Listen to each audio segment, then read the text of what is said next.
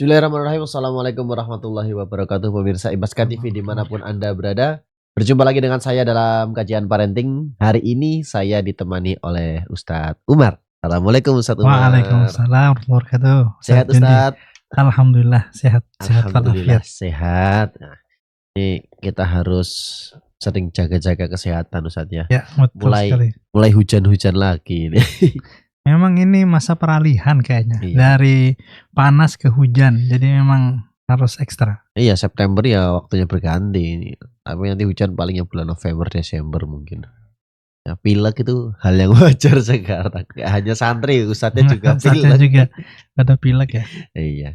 Baik Ustadz, hari ini kita akan membahas dengan tema mendidik dengan hikmah.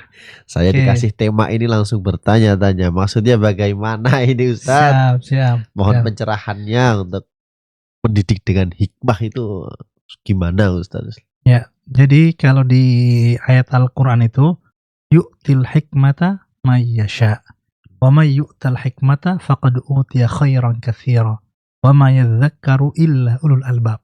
Ini ada 3 komponen di sini. Pertama, yu'til hikmata may yasha. Allah Subhanahu wa taala itu memberikan hikmah, karunia hikmah itu kepada siapa yang Dia kehendaki. Oke. Kemudian yang kedua, wa may yu'tal hikmata faqad utiya khairan katsira. Siapa yang dikaruniakan hikmah itu berarti dia telah diberikan banyak kebaikan, banyak karunia yang sangat besar. Wa ma yadhakkaru illa ulul albab. Yang ketiga, dan tidak ada yang mengambil pelajaran kecuali orang-orang yang berakal. Artinya untuk mendapatkan hikmah ini sangat penting untuk melibatkan akal, melibatkan pikiran, melibatkan perasaan agar kita bisa meraih hikmah itu. Jadi hikmah itu apa? Hikmah itu adalah kemampuan untuk menempatkan sesuatu pada tempatnya. Baik kata-kata, perbuatan, sikap, itu bagaimana sesuai tingkat kepantasan. Jadi dari segi dosisnya, dari segi proporsinya itu pas. Baik kata-kata, perbuatan, sikap, pilihan, gestur dan seterusnya itu berada di waktu yang tepat, di tempat yang tepat. Nah, orang yang paling tinggi melakukan itu adalah Rasulullah Sallallahu Alaihi Wasallam, di mana beliau mampu menempatkan diri dalam keadaan yang paling sulit dengan tampilan akhlak yang paling baik. Nah, yang saya pahami dari sini, mendidik dengan hikmah itu bagaimana kita berusaha menempatkan diri sesuai dengan anak itu dalam kondisinya, bagaimana menempatkan kata-kata kita, nasihat kita, sikap kita, bagaimana menghargai perasaan anak, memahami pemikiran anak, sehingga kita bisa mengambil tindakan yang tepat. Anak boleh nangis. Dalam keadaan nangis itu kita bisa punya beberapa pilihan. Kita bisa membujuk, kita bisa mendiamkan, kita bisa memarahi, kita bisa memukul. Iya. Mungkin di setiap pilihan itu ada tempatnya masing-masing. Tapi hikmah adalah bagaimana kita bisa memilih tindakan yang paling tepat di waktu yang tepat. Oke. Ya, paham. Nah, kemudian mengapa hikmah ini penting dalam urusan mendidik, Ustadz? Ya. Kenapa, Ustadz? Ya, hikmah ini menjadi penting dalam rangka kita memenuhi tujuan pendidikan itu sendiri. Jadi sebenarnya kalau anak nangis terus kita harus menyikapi seperti apa? Sebetulnya kita bisa punya pilihan ya untuk meluapkan emosi. Iya. Nangis dari tadi udah dikemplang aja itu, dipukul aja. Puas gitu, puas banget tuh ketika anak akhirnya diam dan setelah kita pukul itu. Tapi apa karena untuk itu? Untuk itu kita mendidik anak. Oke. Tujuan kita apa sih? Tujuan kita apa ketika kita memilih misalnya harus menghukum anak? Apakah kemudian karena kita pengen dia berhenti melakukan, ataukah karena pengen puas, biar puas, biar, atau kemudian untuk menunjukkan ini loh, bapakmu jangan macam-macam gitu. Atau apa? Jadi tujuan pendidikan itulah yang sebenarnya kita targetkan untuk kita lakukan, dan itu hanya bisa didapatkan melalui hikmah. Oke, berarti ini kita menempatkan sesuatu dengan yang sesuai agar efek sampingnya nanti Ya, betul. sesuai dengan tujuan. Iya. Oke. Jadi tidak sekedar melakukan apapun gitu ya. Jadi memang ketika anak tidak belajar, orang tua bisa aja maksa gitu ya. Orang tua bisa ngancam, orang tua bisa membujuk, orang tua bisa mengarahkan, bisa mendiamkan. juga orang tua bisa cuek, bisa mendiamkan. Iya. Nah, ketepatan kita itu yang melakukan sesuatu pada tempatnya, nah itulah hikmah itu. Dan itu yang kita harapkan. Artinya apapun yang kita lakukan, tujuan pendidikannya bisa tercapai. Jangan sampai yang tindakan yang kita lakukan malah nanti merubah tujuan, Ustadz ya. Oke. Nah, kemudian Ustadz, bagaimana cara orang tua atau para pendidik itu untuk menanamkan nilai-nilai yang apa ya? Yang tadi tujuannya itu untuk kehidupan biar nggak salah tuh bagaimana, Ustadz? Ini rangkaian ya. Rangkaian itu artinya tidak bisa dijawab dalam satu kali podcast seperti ini karena memang sudah dari beberapa podcast sama Mas Jundi itu sudah banyak sekali masukan dari para guru-guru kita terkait dengan hal ini. Yang kita pelajari dari Rasulullah itu, beliau sangat memahami kondisi psikologis anak gitu. Beliau sangat memahami kondisi psikologis anak sehingga ketika beliau memberikan nasihat itu juga pas dan diingat anak sampai besar. Contohnya ada seorang anak ketika dikasih makanan ya, nampan makanan, dia ini mau ngambil apa aja yang di atas itu, di atas nampan. Anak-anak lah suka eksperimen. Terus langsung dibilang sama Rasulullah, ya gulam, samillah, wakul biyaminika, wakul mimma yalika. Anakku, kalau mau makan baca doa dulu, makan dengan tanganmu, dan makan apa yang di dekatmu. Nah, kalimat itu singkat, tapi kemudian terkesan di hati anak itu sampai besar, dan itu menjadi pendidikan luar biasa sampai sekarang. Oke. Jadi mendidik, jadi hikmah itu yang saya pikir-pikir ya. Pertama, mendidik sesuai prinsip nilai gitu ya, sesuai prinsip nilai akhlak. Kemudian yang kedua, mendidik dengan memperhatikan suasana batin anak ya, menghargai anak sebagaimana kita menghargai orang dewasa, memperhatikan perasaannya. Kemudian yang ketiga, secara aktual gitu ya. Aktual artinya begini, kita memasukkan nilai itu kalau ketika misalnya ada kesalahan itu yang kita fokus untuk kita perbaiki, tanpa perlu mengungkit-ungkit hal yang lain, yang dulu, yang lama. Kamu kemarin kayak gini juga, kemarin juga begini juga, ini udah yang keberapa kali, nggak berubah-ubah. Kayak gitu artinya ya fokus aja, fokus kesalahannya sekarang itu kita usaha perbaiki. Nah, ini bagaimana kalau kita sudah salah bertindak, Ustadz? Cara memperbaikinya gimana ini? Kan pasti sudah membekas itu ya. Ya tinggal kita sambil ini ya, memang untuk mendidik anak ini tidak ada batasnya dan tidak ada berhentinya. Terus ketika ada kesalahan ya ada kesempatan untuk memasukkan pendidikan, kita masukkan lagi pendidikan itu dengan cara yang terbaik gitu. Ini kan kayak mengatasi misalnya Ustadz, dalam kondisi mendidik itu si anak ini emosinya meningkat. Nah, otomatis kan kita orang tua atau sebagai pendidik juga ikut meningkat juga, Ustadz. Nah, ini cara yang pas untuk mengambil keputusan biar tidak menciderai salah satu itu bagaimana, Ustadz? Ya, itu Allah alam ya. Kita memang dalam hal ini perlu memahami dasar apa anak kita ya. Mungkin anaknya Mas Dundi sama anaknya saya sama-sama nangis. Tapi cara menghentikannya beda. Bahkan sama-sama anak-anak kita juga, tapi cara menghentikan antara yang pertama dengan yang kedua itu beda.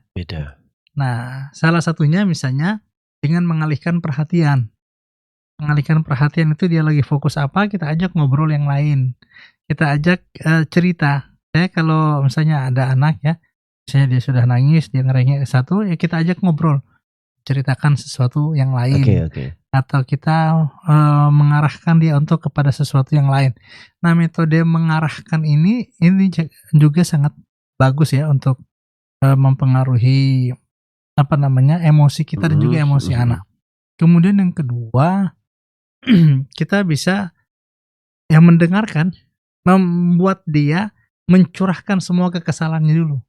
Oke. Udah gitu, kenapa? Udah, biar aja dia nangis sampai akhirnya dia tercurahkan. Karena memang kadang-kadang menangis itu bagian dari solusi gitu. Ya. Menangis Melegakan. itu, supaya lega, biarin dia nangis sebentar. Tapi bukan berarti kita cuekin ya, kita tungguin ya. Biar dia puas dan dia merasa dihargai tangisannya itu, baru kemudian kenapa, maunya bagaimana. Ini kita bisa ngambil interval waktu. Memang mintanya harus sekarang, jajannya harus sekarang. Boleh, nanti kita jajan ya habis ini. Ya, beresin dulu bukunya, ini dulu, ini habis ini kita jajan gitu. Untuk menunjukkan bahwa kita juga mengakomodir permintaan yang sudah disampaikan lewat tangisan itu. Karena memang gimana ya, kadang-kadang anak-anak itu suka maksa ya. Iya. Nah, itu orang tua kita ya, tugas kita untuk menempatkan paksaan itu pada tempatnya gitu ya. Nah, kalau bicara dengan era modern saat ini Ustadz, bagaimana cara berpikir anak tuh kan lebih, kadang kita nggak kepikiran. Anak itu biasanya lebih tahu daripada kita, atau murid lah ya, kita sebagai guru, murid itu lebih tahu daripada kita. Kemudian akhirnya jatuhnya nanti malah sok tahu, karena itu sebenarnya bukan hal yang benar. Nah, mengingatkannya itu bagaimana? Keras kepalanya itu bagaimana cara kita? Iya, memang mendidik. Salah satu pola pendidikan dengan hikmah ini, akhirnya kita bisa menempatkan sesuatu pada tempatnya ketika kita paham.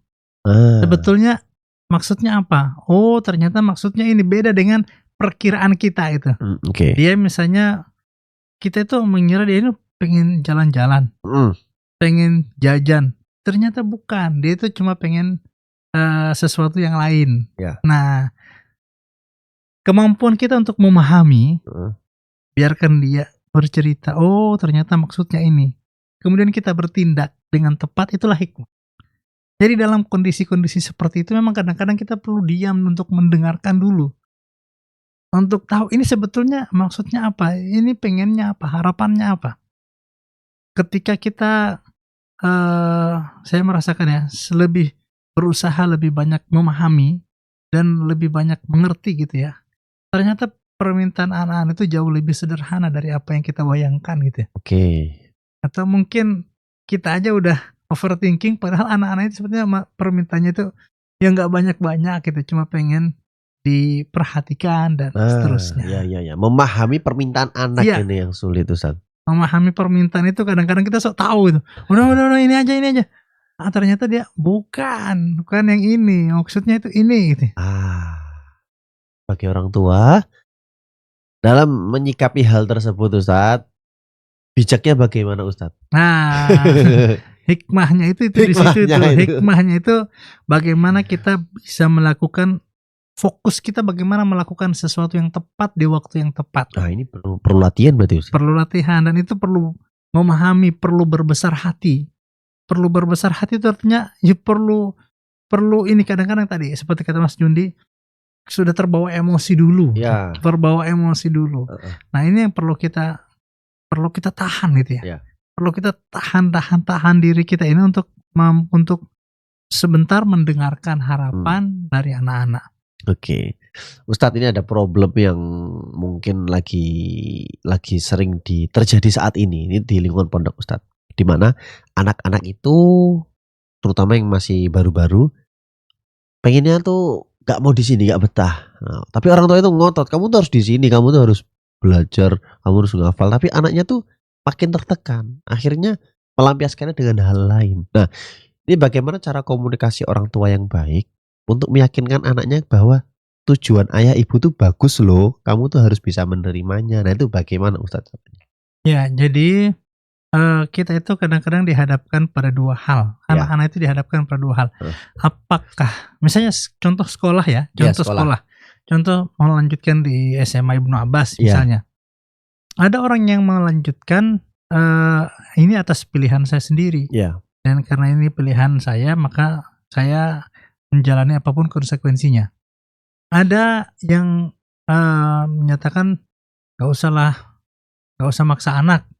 Kalau memang anak nggak mau di sini, nggak usah dipaksa gitu.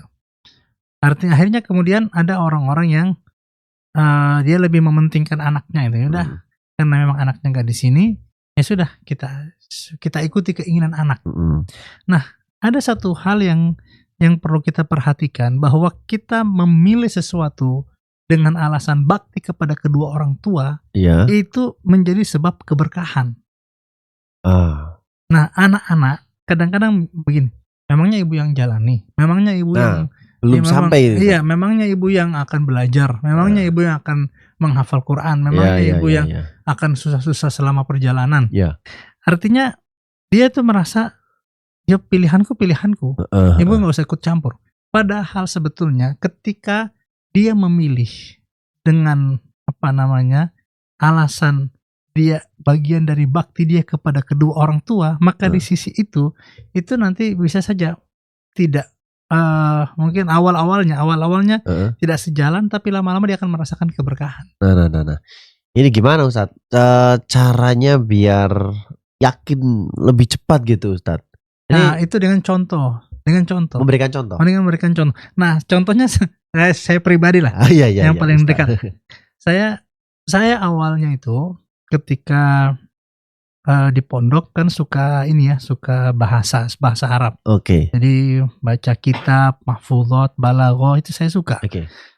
Kemudian ketika ke Al-Azhar, ke Al-Azhar, saya pengen pilih fakultas lughah. Bahasa. Lughah Al-Arabiyah di Universitas Al-Azhar. Dan saya sudah tulis tuh di pilihan ketika mengisi formulir. Pilihan pertama, kedua, ketiga itu bahasa Arab.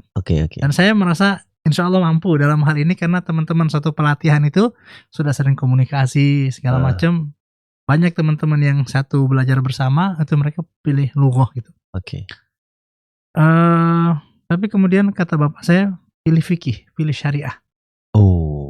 Nah, kalau syariah itu saya tuh pikir ngapain sih belajar hukum sholat, hukum ibadah, hukum puasa, sudah biasa gitu.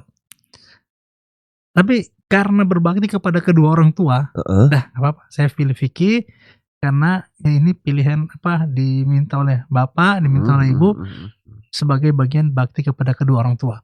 Nah, ternyata seiring waktu saya benar-benar bersyukur gitu.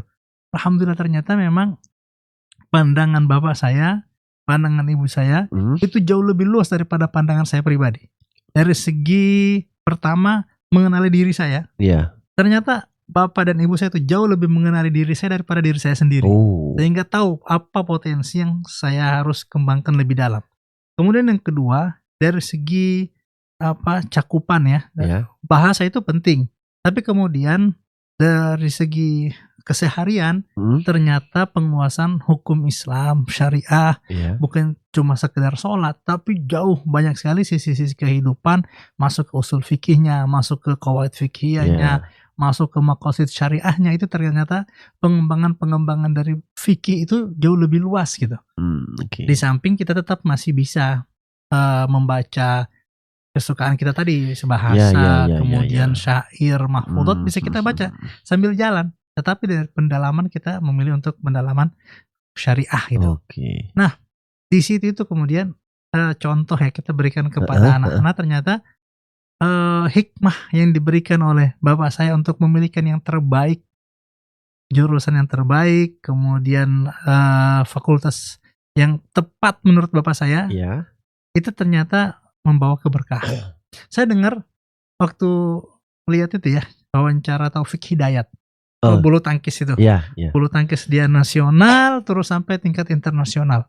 Masya Allah, Taufik Hidayat itu kan beberapa turnamen internasional kan juara terus, lamanya sampai bertahun-tahun. Ternyata ketika diwawancarai itu, saya ini awalnya sukanya sepak bola, saya ini pemain sepak bola katanya. Cuma karena bapak saya itu menyarankan saya untuk ke bulu tangkis, saya pilih bulu tangkis. Dan ternyata di situ bakat saya, dan saya akhirnya bisa menjadi juara dunia karena mengikuti bapak saya.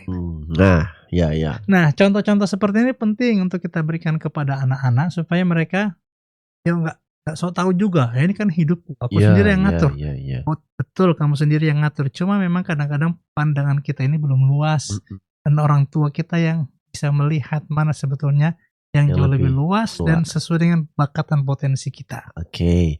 Jadi kalau si anak sudah bisa berpikir, Ustaz, kalau yang masih belum bisa sampai ke situ, Ustaz, ya orang tuanya yang mengarahkan. Misalnya kelas 7 nih, masih nggak betahan ini kan. Nah, ini orang tua ngotot banyak, di sini aja. Nah. Iya, kalau saya lebih memilih itu orang tua yang di sini aja sambil menguatkan anaknya bahwa anaknya itu ya kamu mampu. Memang kadang-kadang saya tuh melihat ya beberapa anak yang tidak kuat tahfidz misalnya, itu cuma perasaan ini aja, perasaan was-was. Sebetulnya dia mampu, dia itu bisa. Tetapi cuma jangan-jangan bisa nggak ya? Nah orang tuanya itu yang perlu terus meyakinkan, komunikasi dengan guru supaya guru juga ikut meyakinkan bahwa kamu ini bisa, nak. Kamu ini dengan track record selama ini juga lihat keluarga, ternyata bisa. Keluarga kita ini keluarga yang insya Allah berpendidikan misalnya, itu kita kuatkan kepada anak-anak. Peran guru penting di sini berarti, penting sekali. Nah, untuk guru ke murid ini, Ustaz, ke muridnya, ke santrinya ini, bagaimana treatmentnya, Ustadz? Biar sinkron sama orang tuanya. Ya, pertama komunikasinya itu tetap dibangun ya. Komunikasinya itu tetap dibangun dengan antara orang tua dan guru supaya bisa mengarahkan anak. Kemudian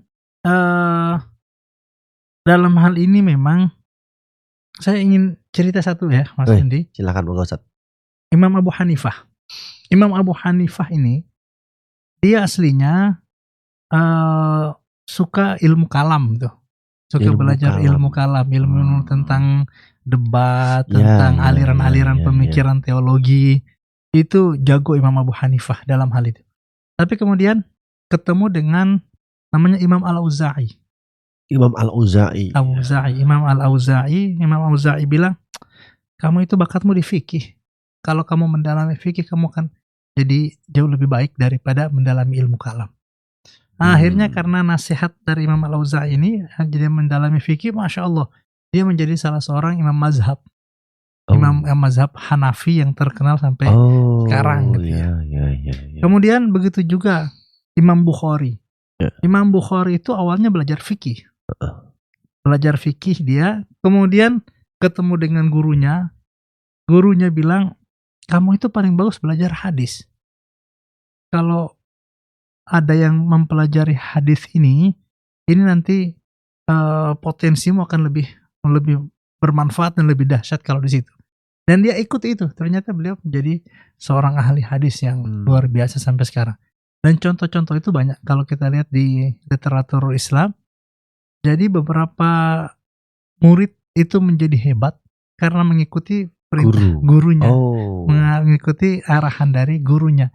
Karena gurunya bisa melihat nih anaknya ini sebaiknya secara potensi di sini. Nah, kemampuan kita mengarahkan anak sesuai potensi itu juga bagian dari hikmah. Nah, ini Ustadz, bagaimana ini cara yang tepat untuk mengarahkan potensi anak yang dilakukan oleh guru, Ustadz? Nah, itu dia. Memang kadang-kadang butuh jam terbang itu ya. Butuh saya jam perlu terbang. Banyak belajar nih. Iya. Butuh jam terbang. Memang ada guru-guru tua gitu. Guru-guru tua, guru-guru senior. Iya. Guru-guru senior itu mereka bisa mengenali gitu. Ini muridnya ini langsung tahu gitu. Kamu punya kemampuan di sini, kamu di sini ya. Kamu kuatkan di sisi ini. Ini kamu kuatkan di sisi ini. Nah, kemampuan guru-guru senior itu memang kadang-kadang kayak apa namanya ya? Punya pandangan kayak punya ilham gitu ya. Karena mereka mungkin karena sudah terlalu lama berkecimpung dengan dunia pendidikan, sudah sering berkomunikasi dengan orang atau mungkin batinnya bersih. Itulah kemudian kenapa kita perlu minta nasihat ke guru, minta nasihat ke orang-orang tua. Karena mereka itu kadang-kadang ini di sini ya, ini di sini. Dia bisa punya pemetaan, dia bisa memetakan gitu ya. Bisa memetakan itu. Kayak antum lah, kalau kita naik gunung, kemana ini? Jalan yang sini. Pilih jalan yang sini. Karena sudah berpengalaman. Udah tahu. Ini banyak banget jalannya. Bagi yang sudah sering-sering naik gunung, gak usah bingung, lewat jalan sini. Ini lewat sini. Jalan sini benar ternyata. Orang yang ngambil jalan sini malah tersesat gitu. Nah seperti itu kira-kira peran guru gitu karena sudah sering, kemudian sudah banyak berkecimpung, udah jadi tahu dia. Sekedar lewat sini. Itu langsung bisa nunjukin gitu. Nah cara meyakinkannya Ustadz. Ini kan sifat murid berbagai macam pasti ada yang keras kepala, ada yang manut aja. Jadi gimana cara meyakinkannya? Itu dia. Dia proses lagi. Jadi emang kadang-kadang ada orang yang tidak mudah menerima kebenaran itu, menerima saran iya. Ya ini diskusi lagi di situ. Butuh pendekatan lagi. Itu urusan kedua lagi tuh. Ketika kita perlu diskusi lebih dalam untuk mengarahkan hal-hal yang seperti ini gitu. Nah, misal Ustadz sudah diarahkan, kemudian ternyata hasilnya itu tidak sesuai dengan yang diharapkan. Nah, itu dia tuh. Nah, itu lagi tuh. Itu lagi cerita lain lagi. Emang di sini kita perlu, kenapa kita kalau sholat itu baca ihdinas siratal mustaqim, tunjukilah kami jalan yang lurus, tunjukilah kami jalan yang lurus. Bukan berarti kita berada di jalan yang salah, tetapi yang kita minta itu adalah dawamu ma hasal. Artinya melanggengkan atau terus memberikan hidayah terus menerus, mendapatkan hidayah terus menerus. Jadi sekarang mendapatkan hidayah, besok mendapatkan hidayah, selanjutnya terus mendapatkan hidayah. Itu yang kita maksud ihdinas siratal mustaqim. Jadi kita itu benar-benar di jalan yang lurus terus, terjaga gitu. Jadi ketika sudah ditunjukin yang benar, pas jalan mulai belok, balikin lagi. Sama seperti ihdinas siratal mustaqim ketika kita naik jalan tol gitu ya. Misalnya kita mau ke Jakarta, cabang-cabang itu kan banyak banget yang akan mengarahkan kita kemana-mana. Ya ihdinas siratal mustaqim, tunjukkan saya jalan lurus sampai ke Jakarta itu. Bukan malah belok ke Jawa Timur dulu, muter-muter dulu baru lihat pelang itu diingatkan oleh pelang, Ya. Seperti itu. Ya kita perlu banyak pelang-pelang seperti itu dalam hidup kita. Nah, untuk berada di jalan yang lurus. Agak berat Ustaz ya. Nah, untuk menjaga kesabaran dan kekonsistenan terkait hal tersebut bagaimana Ustaz? Nah, ini kita perlu perhatikan teman anak-anak kita. Dengan siapa dia berjalan. Ya. Dengan siapa dia berjalan. Kalau dia berjalan dengan orang yang satu tujuan, insya Allah lah kita harapannya baik. Tapi kemudian dia berjalan orang yang tujuannya berbeda, itu nanti antara dua. Anak kita yang akan mengajak temennya ke jalan dia, atau dia yang ikut ikut-ikutan gitu ya. Nah, ini kita perlu perhatikan. Ya, kalau pesan ibu saya itu dulu, kamu tuh boleh berbaur tapi nggak boleh melebur. Itu pesannya. Saya ingat sampai sekarang. Nah, ini responnya orang tua terhadap anak yang seperti itu bagaimana? Apakah membatasi? Apakah melarang? Atau bagaimana Ustadz? Memang tingkat pertemuan dengan orang tua itu penting banget. Tingkat pertemuan kapan ketemu lagi untuk diingatin lagi. Karena memang anak itu bisa aja dia lebih pintar dari ibunya, dia bisa aja lebih pintar dari bapaknya. Tapi dari segi ketulusan rasa cinta, dia tidak mungkin memiliki rasa cinta lebih daripada ibunya dan bapaknya. Saya itu sering bilang ke anak-anak saya itu, dari sekian miliar manusia yang ada di dunia ini, gak ada yang lebih mencintai kamu daripada umimu, nak. Artinya ibu ini ketika akhirnya memberikan nasihat, itu memang berdasarkan cinta, berdasarkan keinginan yang kuat supaya kita menjadi baik. Gitu. Nah di sisi itulah kemudian porsi pertemuan dengan anak-anak itu, nasihat, itu penting supaya mengarahkan lagi. Nah, bicara hal pertemuan nih Ustadz, mohon maaf Ustadz, baiknya bagaimana Ustadz untuk di sini Ustadz? Pertemuan dengan orang tua antara anak-anak, apakah memang harus dibatasi ataukah memang harus dibiarkan atau memang harus ada waktu-waktu tertentu Ustadz? Karena tidak semua anak itu bisa dengan sendirinya yakin dan mandiri Ustadz. Pasti kan masih butuh orang tua tadi yang Ustadz sampaikan. Nah, ini bagaimana porsi yang pas untuk saat ini di sini?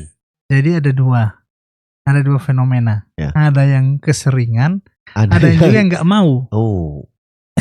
Kemarin waktu pas POMG itu, Iya, iya, iya. pas POMG ada beberapa wali santri itu, Ustadz tolong dipaksa anak saya nelpon saya di waktu nelpon gitu. Iya, iya, iya, iya. Tolong dipaksa anak saya nelpon saya di waktu menelpon. Dan itu dibenarkan para musyrif. Para musyrif itu bilang memang ada beberapa anak itu pas jam telepon itu jadwal dia gitu. Tapi dia nggak mau nelpon, malas. Sudah merasa ya di pondok aja lah, malas. Nah ini perlu kita perhatikan juga bahwa nggak membuka komunikasi dengan orang tua itu nggak baik gitu ya. Kata Umi nggak usah kesini lah, jarang nggak usah kesini lagi. Malu sama teman-teman, Umi kesini lagi gitu. Saya nggak usah dijenguk lagi sampai saya lulus gitu. Akhirnya kan nggak tepat.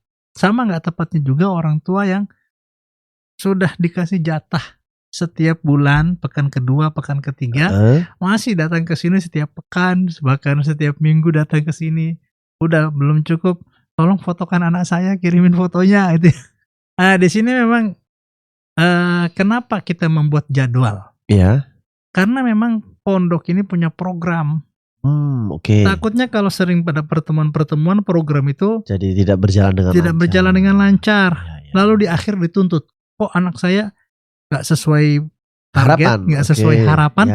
Lah ibu, kami lagi proses pendidikan masih sering diambil gitu seterusnya. Berarti memang harus ada porsi yang pas Ustaz. Iya, karena memang ini terkait dengan program tujuan pondok yang memang ada target-target harus dicapai. Nah, dalam proses mencapai target itu ya kalau diganggu lah bahasa kasarnya itu ya nggak nyampe jadinya. Oke. Berarti memang harus ada waktu penjengkukan ada, telepon juga sudah ada. Ya. Tinggal bagaimana kita memanajemennya Ustaz ya. Karena kalau saya lihat juga kalau terlalu sering memang kadang tuh nggak baiknya.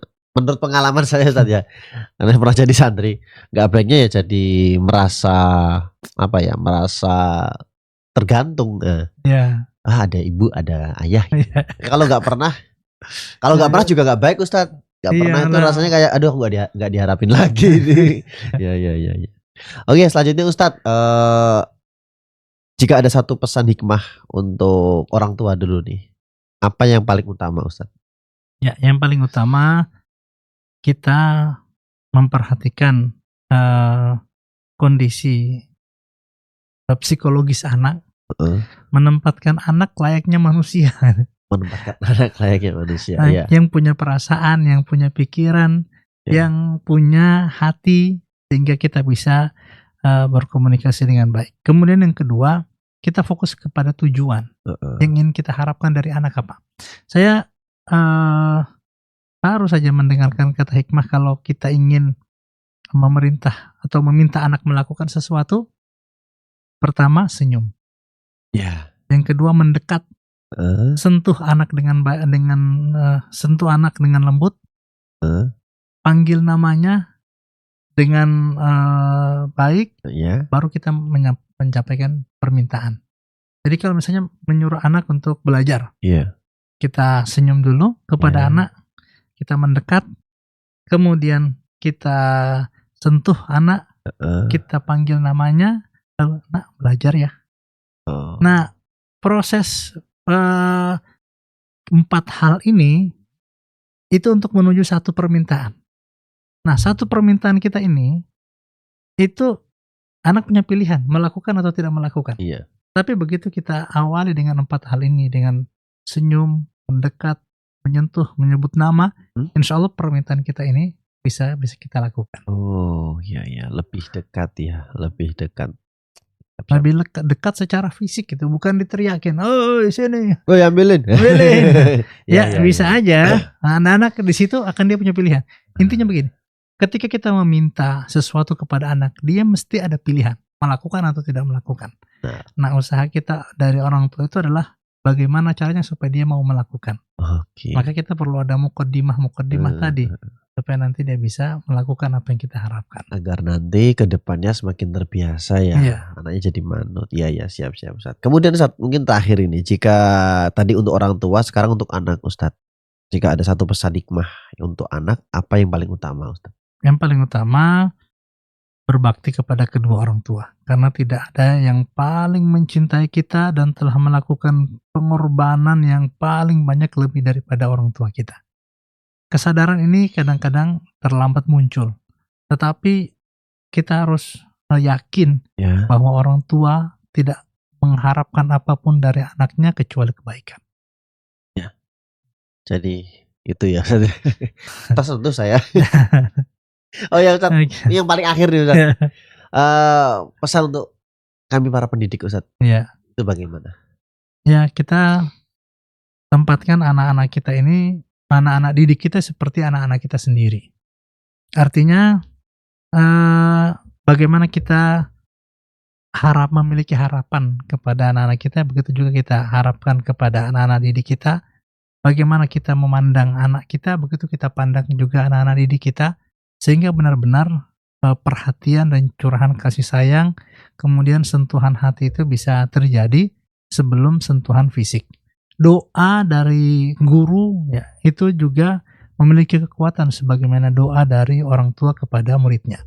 Ya, bagaimana doa orang tua kepada anaknya. Iya. Maka di sisi inilah kita terus mendoakan mereka sebagaimana juga kita tidak pernah mendoakan anak kita. Oke, ya berarti kita juga harus sabar. Harus mendoakan. Ya, harus telaten Ustadz ya. Baik. Ya, memang ketika kita memandang ini anak orang, dengan ini anakku, itu beda tuh. Bagaimana bisa menjadikan santri ini anakku? Ya, gimana Ustadz? Nah, itu dia. Perlu kita hadirkan itu. Harus banyak belajar Ustadz ya. Banyak belajar. Sering belajar ya. Sering bertanya dengan yang lebih paham. Ya. Sering ya. Ketika ada anak yang nakal gitu ya. Ada anak yang nakal, ini anakku. Kalau anakku nakal, kira-kira seperti apa yang aku lakukan gitu. Oh. Berarti kalau belum bisa merasakan berarti belum. Kalau belum ada berarti belum bisa merasakan Ustaz. Ya. Ya, yang belum punya anak maksudnya. Ya. Yang memang paling bagus itu kalau jadi posisi musyrif gitu ya. Posisi musyrif, muadib, itu paling bagus memang sudah pernah merasakan gitu ya. Kecuali kalau guru gitu ya, mungkin bisa gitu ya. Informasi, bertukar kabar, bertukar ilmu. Tapi kalau bertukar rasa, sentuhan-sentuhan batin itu ya perlu ada pembanding. Iya. Menjadikan hujrati baiti apa? Iya, hujrati baiti. Itu ya, gimana lagi, mereka juga tinggalnya di situ kan Ustaz ya. Iya. Ya, semoga bisa lebih baik lagi Ustaz ya, semakin memahami, semakin belajar, dan kita sebagai orang tua, sebagai mendidik bisa mendidik dan mengajarkan kepada anak sesuatu yang lebih baik. Seperti itu pemirsa Baska TV terkait hikmah mendidik dengan hikmah sudah disampaikan oleh Ustadz Umar. Ternyata banyak sekali poin-poin yang harus diperhatikan. Yang jelas kalau kita mendidik anak itu harus dengan kesabaran Ustadz ya. Dan sesuai dengan kondisinya. Begitu Ustadz Umar, terima kasih atas waktunya dan pencerahannya, sedikit tersentuh tadi. Masya Allah. Begitu saja untuk podcast pada hari ini. Saya mohon maaf ada banyak kesalahan. Saya tutup sekian. Assalamualaikum warahmatullahi wabarakatuh. Waalaikumsalam warahmatullahi wabarakatuh.